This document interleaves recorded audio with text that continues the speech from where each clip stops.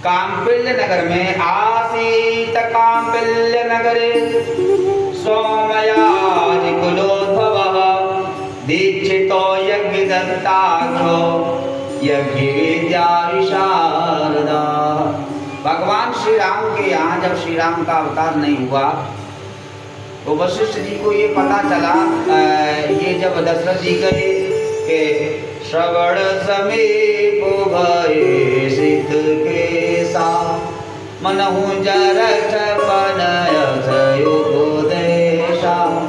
प्रभु गुरुदेव एक चिंता है कि अब तो हम साठिया होने जा रहे हैं, सफेदी आ गई, संतान नहीं, क्या करें? उनकी चिंतन ही है, चिंतन किया क्या होना चाहिए, यज्ञ कराना पड़ेगा। समय आ गया है परमात्मा के आने का, तो यज्ञ कौन सा होगा? पुत्रेष्ठ यज्ञ होगा। अब पुत्रेष्ठ यज्ञ सब लोग नहीं करा सकते थे, पढ़ के नहीं कराया जा सकता था। श्रृंगी ऋषि, और उससे भी कराना चाहिए जो सम्मानी व्यक्ति हो। श्रृंगी ऋषि के मान पक्ष में भी आते थे। तो वशिष्ठ जी ने तुरंत क्या काम किया? श्रृंगेरे से ही वशिष्ठ बोलावा पुत्र काम शोभज करावा। वशिष्ठ जी के यहाँ आदर के सहित श्रृंगी ऋषि को बुलाया गया और श्रृंगी ऋषि ने पुत्रेष्ठ यज्ञ कराया और अग्नि देव जरू लेकर के प्रकट हुए, कहा यथा योगी बात की।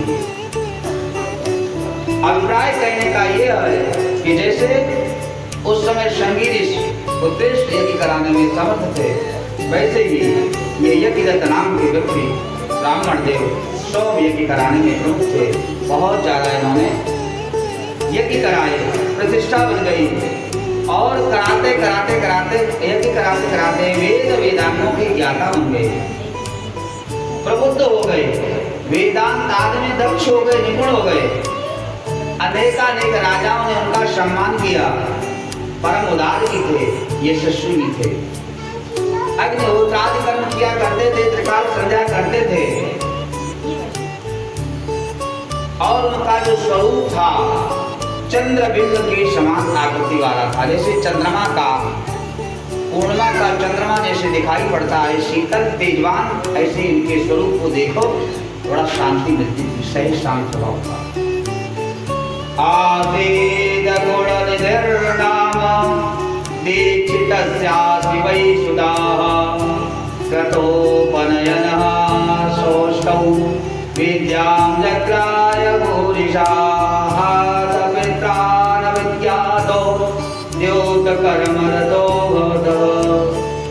क्योंकि वो अपने विषय में पारंगत थे, पारंगतता प्राप्त होने के कारण उनको दीक्षित कहा जाने लगा।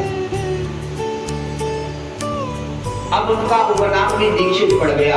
किनका नाम पड़ गया? यज्ञदत्त का। अब उन यज्ञदत्त का विवाह भी हुआ, विवाह हुआ तो एक संतान हुई, उस संतान का नाम रखा गया गुणनिधि। क्या नाम रखा गया? अभी हमने आपसे चर्चा करी कि जब कुबेर का पूजन कर रहे थे, ये गुणनिधि की नहीं, यही गुणनिधि आगे चल करके कुबेर बनेंगे, उसकी चर्चा आ रही है। लेकिन ये गुणनिधि जैसे कल आप बता रहे थे, कछु नहीं तो थोड़म थोड़ा, बाप खूब बराबर मोड़ घोड़ा, कुछ न कुछ तो होना चाहिए, लेकिन इनमें अपने बाप के एक भी गुण नहीं थे। फिर भी बाप ने बढ़िया विद्याधन कराने के लिए भेजा, यज्ञों पे भी तो उपनयन आदि कराया और सिखाए रखाई, और जब ये 13 साल के हुए तो इनका विवाह भी करा दिया। लेकिन इनके अंदर अब ये थोड़ा आप लोगों को भी समझना चाहिए, हमारा बच्चे माँ की भूमिका होती है बच्चों के निर्माण में। अब जो यज्ञदत्त है, इसका पुत्र गुणनिधि, इसको बिगाड़ने में इसकी माँ की महती भूमिका रही। अकेला बेटा था, तो पिताजी बहुत अच्छी पढ़ाई करते थे, राजा महाराजाओं के यहाँ खूब धन मिलता था। इनका क्या काम था? जब भी पंडित जी घर आते पूछते, बेटा कहाँ है गुणनिधि?